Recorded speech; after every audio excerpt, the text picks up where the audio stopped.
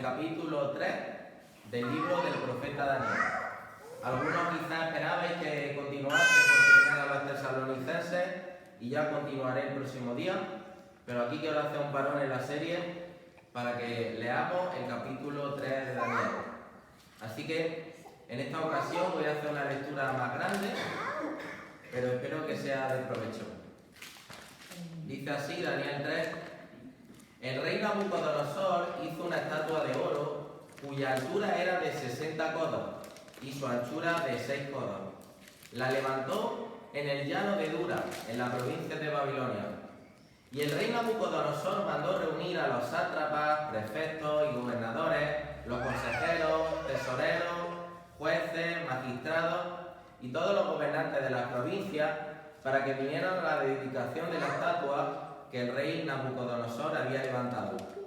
Entonces se reunieron los sátrapas, prefectos y gobernadores, los consejeros, tesoreros, jueces, magistrados y todos los gobernantes de las provincias para la dedicación de la estatua que el rey Nabucodonosor había levantado. Y todos estaban de pie delante de la estatua que Nabucodonosor había levantado. Y el heraldo proclamó con fuerza: se ordena a vosotros, pueblos, naciones y lenguas, que en el momento en que oigáis el sonido del cuerno, la flauta, la lira, el arpa, el salterio, la gaita y toda clase de música, os postréis y adoréis la estatua de oro que el rey Nabucodonosor ha levantado. Pero el que no se postre y adore será echado inmediatamente en un horno de fuego ardiente. Por tanto, en el momento en que todos los pueblos oyeron el sonido del cuerno, la flauta, la lira, el arpa, el salterio, la gaita y toda clase de instrumentos, todos los pueblos, naciones y lenguas se postraron y adoraron la estatua de oro que el rey Nabucodonosor había levantado. Sin embargo, en aquel tiempo, algunos caldeos se presentaron y acusaron a los judíos. Hablaron y dijeron al rey Nabucodonosor: oh rey, vive para siempre. Tú, oh rey, has proclamado un decreto de que todo hombre que oiga el sonido del cuerno, la flauta, la lira, el arpa, el salterio, la gaita y toda clase de instrumentos, se postre y adore la estatua de oro. Y el que no se postre y adore será echado en un horno de fuego ardiente. Pero hay algunos judíos a quienes has puesto sobre la administración de la provincia de Babilonia, es decir, Sadra, Mesa y Abednego.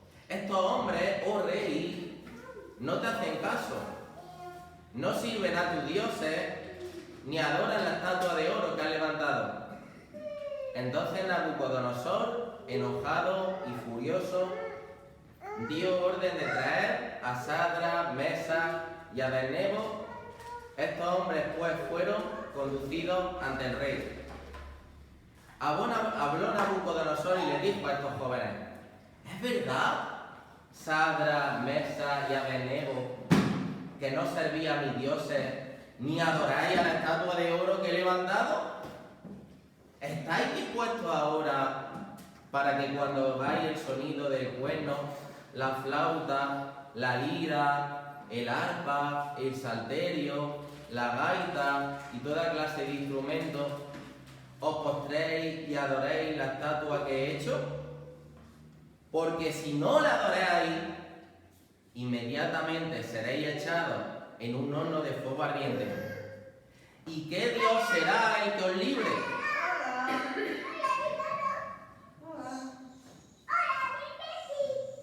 Sadra, Mesa y Abednego respondieron y dijeron al rey Nabucodonosor: no necesitamos darte respuesta acerca de este asunto. Ciertamente nuestro Dios a quien servimos, puede librarnos del horno de fuego ardiente, y de tu mano, oh rey, nos librará. Pero si no lo hace, has de saber, oh rey, que no serviremos a tus dioses, ni adoraremos la estatua de oro que has levantado. Entonces Nabucodonosor se llenó de furor y demudó su semblante contra Sadra, Mesa y Abednego. Respondió ordenando que se calentara el horno 7 veces más de lo que se acostumbraba a calentar. Y mandó que algunos valientes guerreros de su ejército ataran a Sadra, Mesa y Abednego y lo echaran en el horno de fuego ardiente. Como a la hora del rey era apremiante y el horno había sido calentado excesivamente, la llama del fuego mató a los que habían alzado, a los que habían echado a Sadra, Mesa y Abednego.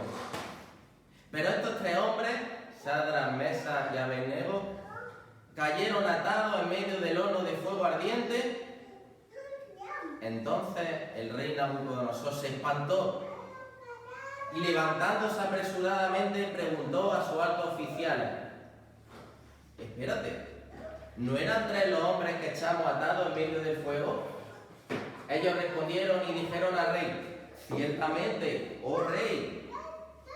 El rey respondió y dijo: mirad, veo a 4 hombres sueltos que se pasean en medio del fuego, sin sufrir daño alguno, y el aspecto del cuarto es semejante al de un hijo de Dios, o al de un hijo de dioses, como dice mi versión. Entonces Nabucodonosor se acercó a la puerta del horno de fuego ardiente y dijo: Sadra, Mesa y Abednego, siervos de Dios Altísimo, salid y venid acá. Entonces Sadra, Mesa y Abednego salieron de en medio del fuego. Y los sátrapas, los prefectos, los gobernadores y los altos oficiales del rey se reunieron para ver a estos hombres cómo el fuego no había tenido efecto alguno sobre sus cuerpos, ni el cabello de sus cabezas se había chamuscado, ni sus mantos, su ropa, habían sufrido daño alguno, ni aún olor de fuego había quedado en ellos. Habló Nabucodonosor y dijo: bendito sea el Dios de Sadra, Mesa y Abednego, que ha enviado a su ángel y ha librado a sus siervos que, confiando en él, desobedecieron la orden del rey y entregaron sus cuerpos antes de servir y adorar a ningún otro Dios excepto a su Dios. Por tanto, proclamo un decreto de que todo el pueblo, nación o lengua que diga blasfemia contra el Dios de Sadra, Mesa y Abednego sea descuartizado y su casa reducida a escombros, ya que no hay otro Dios que pueda librar de esa manera. Entonces el rey hizo prosperar a Sadra, Mesa y Abednego en la provincia de Babilonia. El mensaje se titula de la siguiente forma: nuestra fe puesta en el horno. Nuestra fe puesta en el horno. Hace unos meses yo iba paseando por el Alcampo de Linares y vi un producto que creía que me iba a solucionar todos mis problemas con la cocina. Creo que algunos saben de qué producto estoy hablando. Javier está sonriendo porque sabe que me compré una freidora de aire caliente. Así que lo que hice fue lo que hago muchas veces, y es no leerme las instrucciones antes de usarla. Me metí en un video tutorial de YouTube para ver cómo se usaba esta freidora y hice mi primera prueba. Probé con patata. Y la verdad que yo puse los tiempos y los tiempos y la temperatura que me indicaban los menús de la freidora. ¿Y sabéis cuál fue el resultado? Quemé las patatas, ¿no? Quemé las patatas. Y yo estaba pensando en la prueba, ¿no? Estaba pensando en cuando tú y yo somos probados. Y estaba pensando en la narración esta que hemos leído. Y te hago la siguiente pregunta. Cuando tú y yo estamos pasando por pruebas, ¿nos podemos fiar de Dios así como las patatas de mí? Esa es la cuestión. Así que hoy estoy hablando para ti. Si estás en el horno de la prueba, si te encuentras cansado, si sientes que es demasiado difícil ser cristiano, hoy estoy hablando hacia ti si te has planteado abandonar, o también si has estado en el horno de la prueba, o si no has estado en el horno de la prueba y no estás ahora, hay una garantía y es que un día estarás. Un día vas a estar en el horno de la prueba. Si eres cristiano, eso te va a pasar en un momento u otro. Y en el primer punto que lo sitúo entre los versículos 1 y 7, desde mi punto de vista, quiero hablaros de nuestras decisiones en las pruebas. ¿Cómo tienen que ser nuestras decisiones en las pruebas? ¿Cómo tienen que ser nuestras decisiones cuando nuestra fe está siendo puesta en el horno? Mirad, nosotros nos enfrentamos a un sistema o vivimos en un sistema que rechaza la palabra de Dios. En el versículo 1 podemos encontrarnos a un rey que era completamente un ególatra, un narcisista que quería que todos adorasen su Dios, a su principal Dios, que era Marduk. Ya muy posiblemente que la estatua que él estaba levantando no fuese una estatua de sí mismo, como algunos comentaristas piensan, sino que era una estatua de este Dios. Mirad, si habéis leído el capítulo 2 de Daniel, y algunos están familiarizados con la profecía de la estatua de diferentes metales, ¿no? Tenemos que la cabeza de esa estatua que encontramos en Daniel capítulo 2, que es revelada en el famoso sueño de Nabucodonosor, fijaos, tenía la cabeza, era de oro, el pecho y los brazos eran de plata, las piernas eran de hierro, el vientre y los muslos eran de bronce, y como hemos dicho, las piernas eran de hierro y los pies eran una mezcla de hierro y barro cocido. ¿Por qué os estoy diciendo esto? Porque el imperio que él representaba era el imperio de Babilonia, y esa estatua le había mostrado perfectamente a Nabucodonosor que su imperio tendría un fin, que su imperio iba a ser en algún momento dado quitado de en medio. Pero él rechazó esa revelación, y ¿qué es lo que hizo? Una estatua de oro. Una estatua de oro. Queriendo despreciar la revelación de Dios y queriendo encumbrarse en un imperio que, desde su punto de vista erróneo, no iba a tener fin. Si Nabucodonosor hubiera creído y aceptado la palabra que Dios le afirmó, básicamente él lo que creería es que solo el reino que Dios construye podía ser sacudido. Babilonia representa, por tanto, un reino de rebeldía, de autosuficiencia, de idolatría y de orgullo. Un reino similar al reino de Babel. ¿Recuerdan la historia de la Torre de Babel? Dios le dice a los seres humanos que se extiendan sobre la tierra, y ellos lo que hacen es lo contrario. Ellos se juntan en torno a una ciudad, construyen su monumento pensando que de ahí no lo movería ni el mismo Dios. Babel es la representación de la rebeldía ante Dios y del orgullo.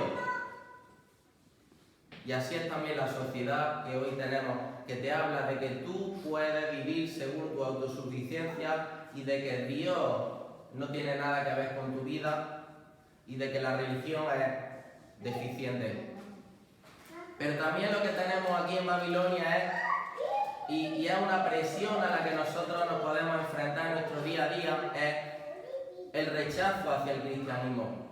Y tú y yo podemos experimentar en esta vida un miedo a ser rechazados. Mirad, aquí tenemos que todas las autoridades del reino de Babilonia son convocados para esta reunión. Ahí estaban todos los peces gordos. Estas personas a las que uno quiere caerle bien, conseguir favores, hacerse fotos con ellos y salir en internet. Y todos ellos están haciendo algo. Todos ellos se postran delante de la imagen. Pero aparte de ello, ahí tenemos un concierto. El mejor concierto posible, con los mejores instrumentos. Así que es un ambiente estupendamente influyente. Tienes a las personas con las que te quieres sacar un selfie en el internet. Tienes a un montón de personas influyentes a las que quieres caerles bien. Hay un concierto maravilloso que se está allí celebrando con la mejor orquesta. Y mi pregunta es, ¿qué harías tú? ¿Qué haría yo? Hay otro miedo que puedes tener en este mundo, y es miedo a perderle todo. Y sabemos que ellos, al hacer esto, al no postrarse delante de la estatua, ¿qué iban a hacer? Iban a ser señalados. Mira esto. Delante de gente tan importante, ellos iban a ser señalados. Pero la cosa se quedaba ahí. ¿Simplemente iban a ser señalados? No. El tema era muchísimo más delicado. Ellos serían echados a un horno de fuego de 1000 grados centígrados si no hacían lo que la mayoría estaba haciendo.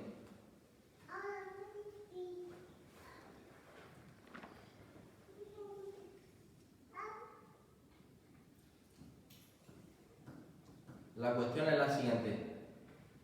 Imagínate, con cientos y cientos de personas, el rey Nabucodonosor a cierta distancia, si no te postras, ¿puede pasar algo? Sí, pero también puede ser que no te pase nada. ¿Por qué? Porque él no te vea, ¿no? La pregunta que te hago es la siguiente. ¿Tu fe depende de las circunstancias? ¿Tu fe y tu integridad depende de quién te vea? Ellos tienen la oportunidad de postrarse, ¿no? Al fin y al cabo, ¿qué es lo que puede suceder? Que te vean gente que realmente le caiga bien. Daniel, por ejemplo, no estaba allí presente, no iba a verle a Daniel, que era creyente como ellos. La verdad que en ese momento, si ellos se levantaban, si ellos se postraban, ganaban todo. Pero si no lo hacían, perdían todo. Dios quiere forjar en ti, en medio de la prueba, una fe que es sincera. Una fe que no actúa de forma independiente, dependiendo de quién te vea y de quién no. Una fe a la que no le importa quedar bien. Una fe sincera.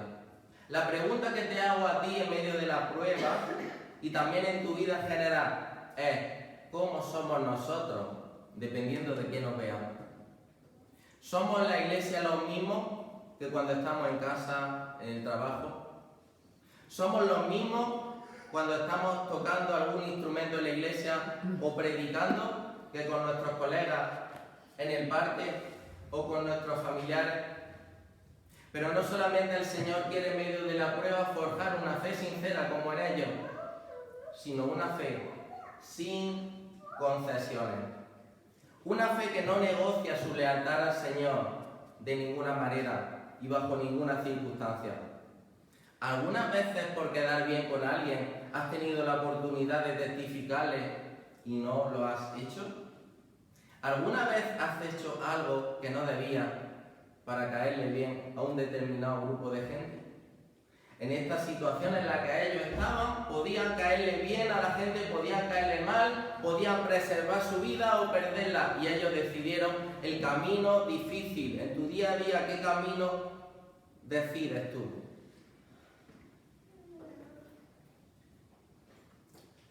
Posiblemente todos los que estamos aquí hemos estado alguna vez en un baile, ¿no? ¿Y te ha pasado como a mí que generalmente te da vergüenza salir a bailar? Creo que sí. Te hago la siguiente pregunta. ¿Qué has necesitado para animarte? Que venga alguien, vaya a ti, te diga, venga, vamos a bailar. Quizá un familiar, quizá una persona conocida o alguien que te interesa, ¿no? Y entonces viene y te lleva. O a lo mejor ver que todo el mundo empieza a bailar, ¿no? A veces cuando la pista de baile está vacía, todos están en la barra o sentados en silla alrededor, tiene que llegar alguien al que llama el anima fiesta y se pone a bailar, luego se anima otra persona y luego ya cuando ves que todos se animan, tú también sales, ¿no? La pregunta es, ¿quieres participar en el baile de este mundo o quieres mantenerte en el Señor? ¿Qué tipo de decisiones sueles tomar? ¿Lo que haría la mayoría de la gente? ¿O lo que Dios quiere?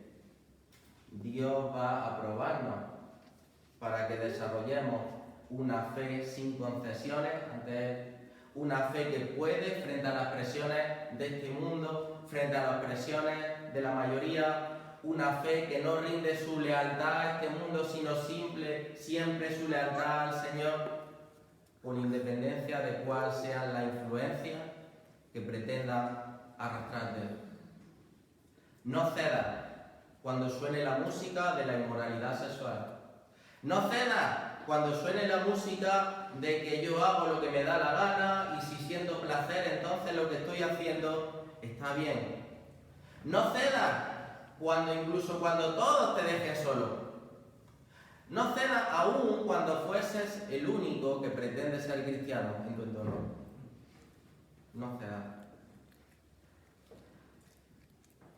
Segundo punto, nuestro sufrimiento en las pruebas, versículos 8 al 18.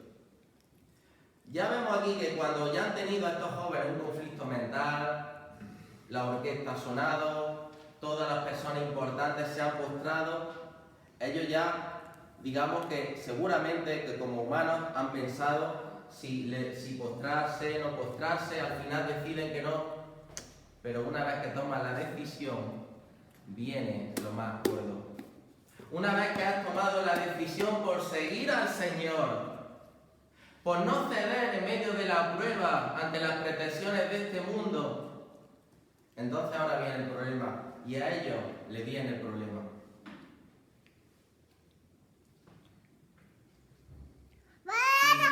¿Qué nos encontramos? Podemos encontrarnos una sociedad que nos señala. Y muchas veces nos señala como beatos o retrógrados. Y aquí tenemos el ejemplo de los caldeos. Estos que tienen envidia de estos tres jóvenes por su influencia. De hecho, ellos son preciados para Nabucodonosor. Ellos tienen unos puestos, unos cargos que ellos ostentan y que se los quieren quitar. Y aquí están viendo la oportunidad para que los maten y ellos puedan quedarse con sus puestos. Ellos ardían de envidia por ellos. De hecho, tenían cierta aversión contra la religión de ellos. Y tú dirás, ¿cómo sabes que tenían cierta aversión por la religión de ellos? Podemos volver a leer el versículo 12 y fijar lo que ellos dicen. Pero hay algunos judíos a quienes has puesto sobre la administración de la provincia de Babilonia, es decir, Sadra, Mesa y Abednego. Estos hombres, oh rey, no te hacen caso. No sirven a tus dioses ni adoran la estatua que he levantado. La pregunta que te hago, ¿había necesidad de hablar de la nacionalidad de ellos? No, ¿verdad? Simplemente podría hablar de ellos como esos jóvenes. Pero ahí hay una especie de retintino diciendo a estos judíos. Hay desprecio por ellos. Hay desprecio por su lealtad a un único Dios. Hay desprecio por su religión, por sus prácticas. Y mirad, el problema de ellos no es que adorasen a Dios, porque en esa sociedad aceptaban el politeísmo. Tú podías adorar a tu Dios particular, pero también tenías que adorar al Dios del emperador. Ese era el problema que ellos tenían. Por ese problema ellos estaban siendo despreciados, por ese problema incluso iban a llevarlo al horno de fuego, porque nuestro Dios exige lealtad exclusiva. Mirad, hoy en día existen muchas verdades, ¿no? Y si afirmas que hay una sola, también te pueden venir problemas. Solamente Cristo es la verdad, y cuando tú afirmas esto, ¿de qué te señalan? De extremista. Pero también nos enfrentamos en medio de la prueba en que, frente a una sociedad que pretende persuadirnos, que pretende convencernos para que demos paso atrás. Fijaros que cuando Nabucodonosor se entera, porque él no lo veía desde su distancia, y él veía cientos de personas, él veía quizás punticos, pero estaban los chivatos de turno ahí, los caldeos, y entonces él se entera a través de los caldeos. ¿Y cuál es su reacción? Enojado y furioso. Digamos que una forma de expresar de que Nabucodonosor tenía ira extrema.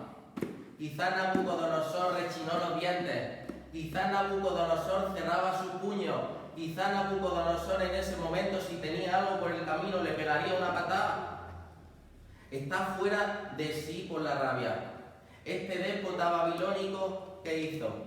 Hizo llamar a los judíos a que viniesen ante él.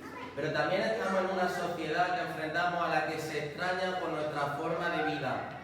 Una vez que se encuentra con ellos, dice así: ¿es verdad, Sadra, Mesa y Abednego, que no servían mis dioses ni adoráis a la estatua de oro que han levantado? Él se está extrañando de que no lo haga. Hombre, ¿no? Algunas veces no sé si te habrán dicho esto. Hombre, no me digas que eres evangélico de eso. Yo creía que molaba, ¿no? Pero también una sociedad que se esfuerza porque dé pasos hacia atrás en la fe. Fijaros en el asunto. Nabucodonosor, ese déspota, ese rey que estaba por encima de cualquiera, era capaz de volver a tocar esa preciosa orquesta solamente por el hecho de que ellos se rindieran, y vuelve a hacerles la siguiente oferta. Fijaros que, según el sistema legal babilónico, esto era algo anómalo lo que hace aquí Nabucodonosor. Nabucodonosor está poniendo toda la carne en el asador para que ellos dobleguen su compromiso delante del Señor. Hermano y hermana, ¿has sentido alguna vez que el mundo te quiere atrapar más? ¿Quiere que des un paso atrás? Personas que vienen a ti cuando da un paso de fe, un paso de compromiso, lo que hacen es por todos los medios querer arrastrarte otra vez al punto en el que estabas.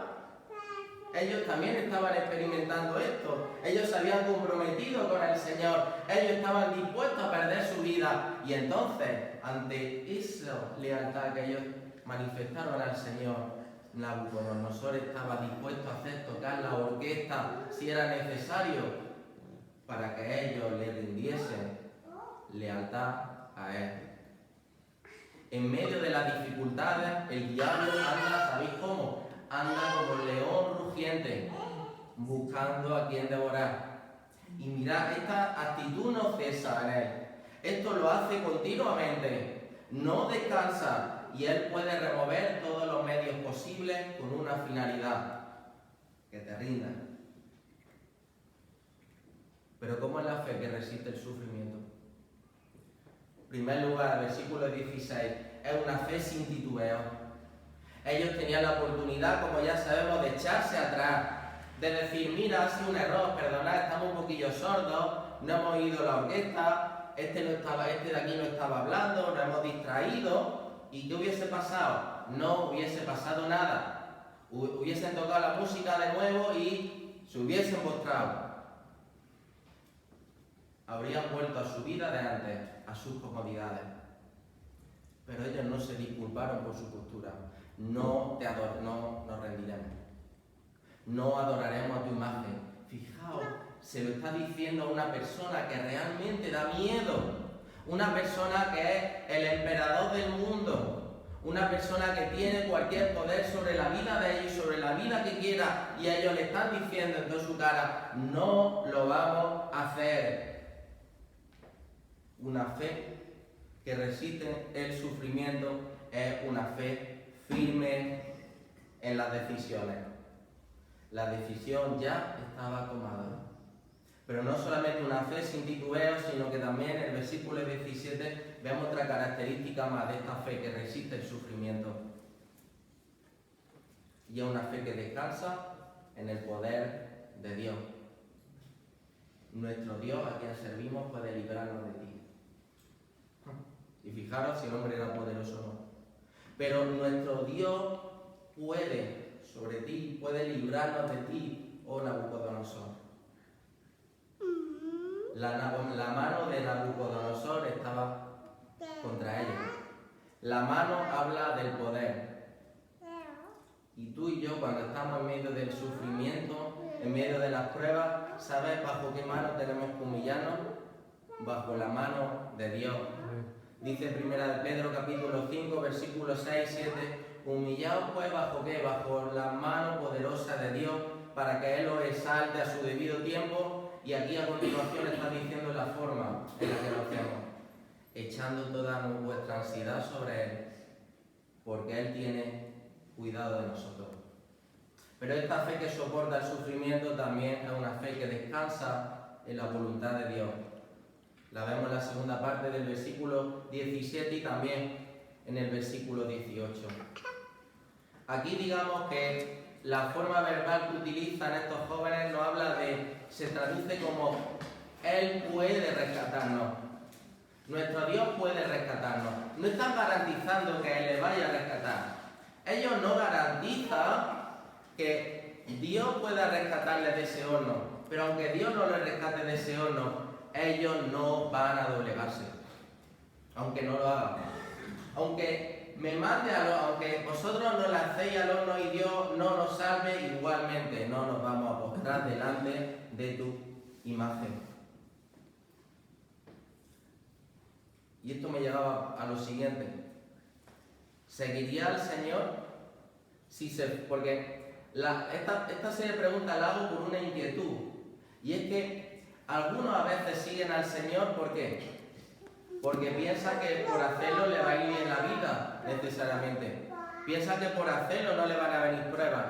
Pero también hay algunos que siguen al Señor porque hay otras personas que lo hacen. No han experimentado todavía una relación personal con Él. ¿Qué es lo que pasa? Cuando todos esos pilares se terminan, entonces su fe era falsa, decae. Era una fe que no estaba construida bajo la roca. Y ante esto te hago la siguiente pregunta. ¿Seguiría al Señor si se fuese aquella persona que te motiva a ir a la iglesia? ¿Seremos capaces de seguir al Señor aun cuando cosas importantes de nuestra vida se desmoronasen? ¿El horno de la prueba ha quemado tu gozo, tu fe? ¿Y estás ahora pensando en levantarte ante la música de este mundo? Mirad, Dios no es como nosotros, y concretamente no es como yo, con el tema de la cocina.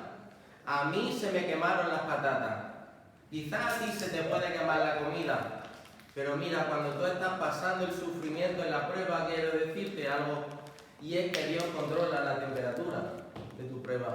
Dios controla la intensidad de tu horno. Dios controla la intensidad de tu fuego. Él controla la intensidad de tu sufrimiento. Él no va a permitir que el horno te queme. Pero también Él va a tener el tiempo exacto la prueba. Él la va a tener el tiempo exacto. Él controla la intensidad de tu sufrimiento, la temperatura, pero también controla el tiempo exacto para que tú no te quemes. Por tanto, sé firme, aun cuando tengas miedo a testificar de tu fe.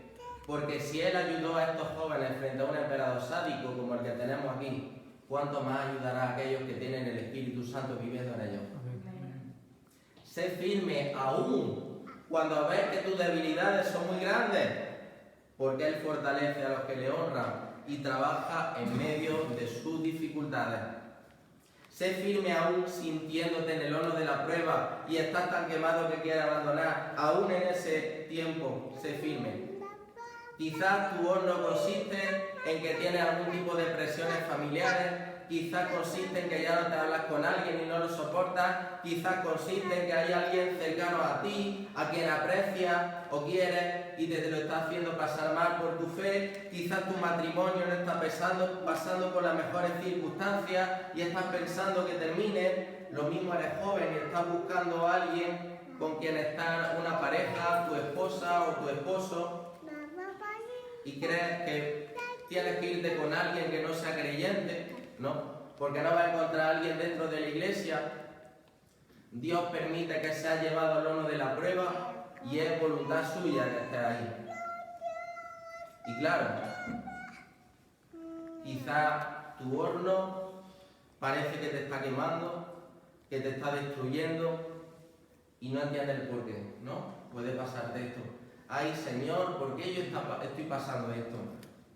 Y hay alguno que dirá, ay Señor, ¿por qué estoy pasando esto? Es que hice algo mal en este momento y por eso Dios me lo está haciendo pagar. ¿Qué pensáis sobre ese tipo de respuestas? Si Dios nos tuviese que condenar por cada cosa que hacemos mal, entonces no estaríamos aquí ninguno. Dios te sigue sosteniendo tu vida por su misericordia. Quizás no sabes el porqué del horno en el que estás metido, pero mira, voy a decirte algo. Y es que en medio de la duda hay esperanza. Quizás no sé por qué del sufrimiento en esta vida y no lo voy a saber nunca.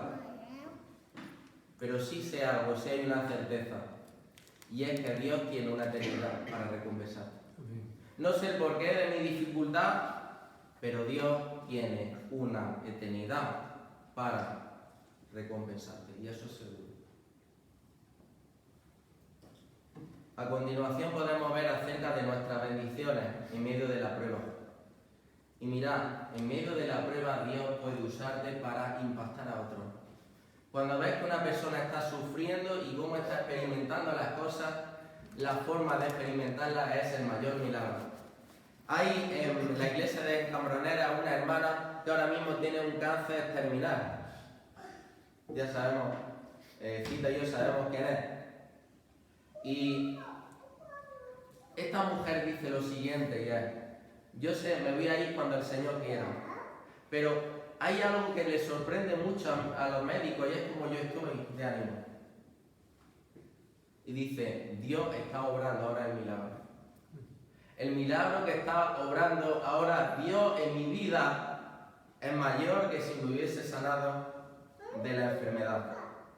Mirad, unas palabras de seguridad en este mundo, basada en tu esperanza, hace que cualquier argumento de este mundo se desplome. Y por eso que el Señor te permite que pases por el horno de la prueba para que tu vida impacte. Nabucodonosor perfectamente puede representar el escepticismo y la arrogancia actual. Le hace la siguiente pregunta, ¿y qué Dios será el que os libre de mi mano? Claro, él está pensando quizás de la siguiente forma, yo soy el Todopoderoso, mis dioses son los más poderosos, porque yo soy el emperador del mundo. Y entonces esta arrogancia es la que te refleja el mundo cuando te dice, tú puedes cambiar las cosas. Tu religión o tu Dios no vale mucho. Pero mira, aún en medio de su soberbia, Nabucodonosor tiene una inseguridad notable. No sé si la habéis detectado en las acciones. ¿Qué es lo que hace? Calienta el horno más. No está seguro. Pero toma a los hombres más fuertes para que los enganche. Quizás a los más musculosos, a los mejores guerreros, para que lo aten. Primero lo atan y después lo toman.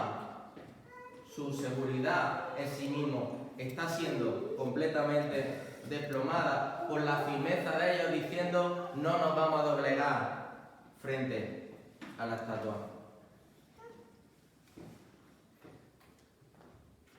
Escucha, pueden reírse de tu fe algunos, incluso darte de lado por expresar lo que crees, pero una palabra de firme convicción y certeza puede desmontar al que sea en una sociedad en la que la verdad es relativa o en la que la verdad se diluye con facilidad.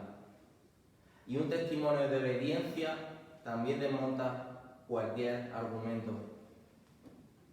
Al final vemos cómo Nabucodonosor dice que el que hable palabra en contra del Dios de ellos, que sería ¿qué? Que sería condenado a muerte y destruidas sus posesiones. Nabucodonosor no llegó a convertirse, ¿vale? Realmente no. Pero se quedó impresionado por la fidelidad de ellos y por la obra que Dios había hecho con ellos.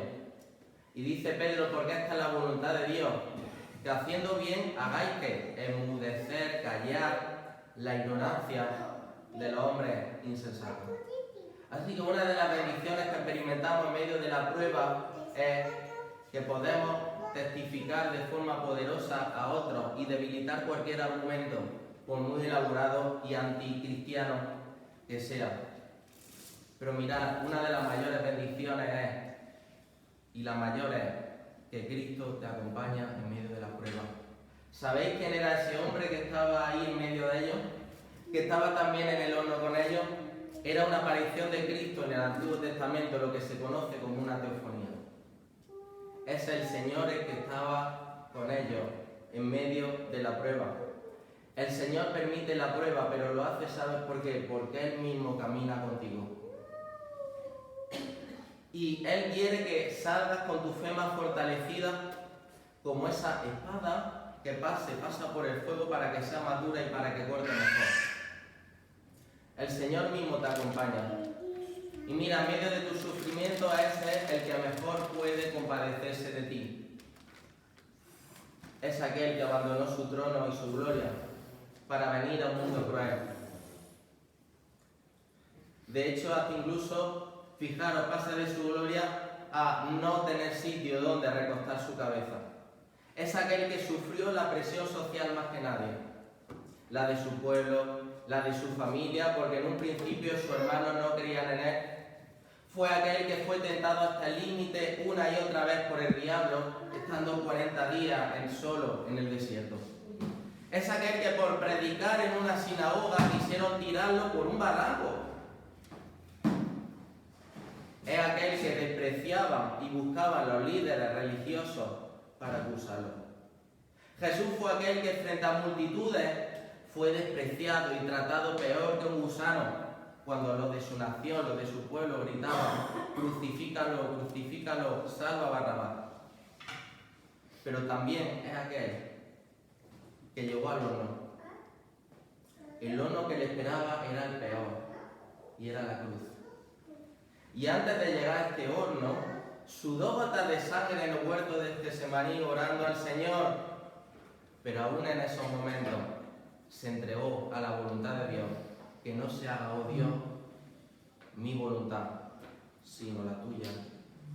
El diablo le temía y sabía que él era el único que tenía poder para perdonar pecados.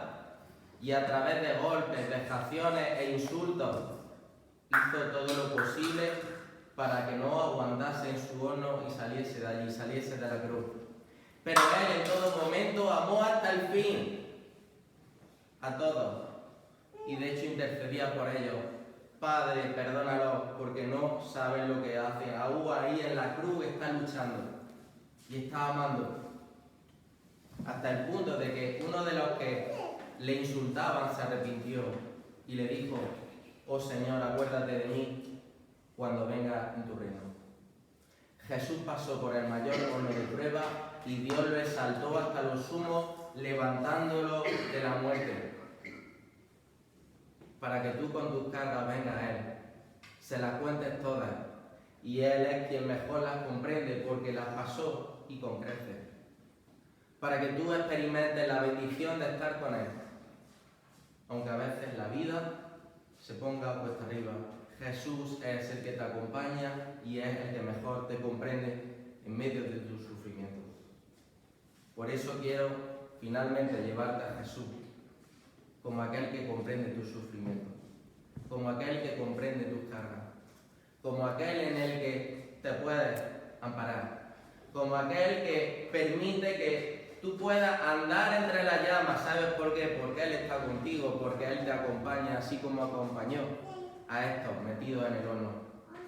Pero no solamente eso, ya si todavía no has decidido por Cristo, si todavía piensas que puedes salvarte por algo que hagas, si todavía estás indeciso o indecisa porque crees que aceptar a Cristo es entrar en una serie de rituales o de cosas, hoy el Señor te está llamando a que creas en Él, a que pongas tu confianza en Él, a que realmente pases a ser hijo de Dios, a que disfrutes de sus bendiciones, en medio incluso del sufrimiento. Que el Señor bendiga esta porción de su palabra. Amén.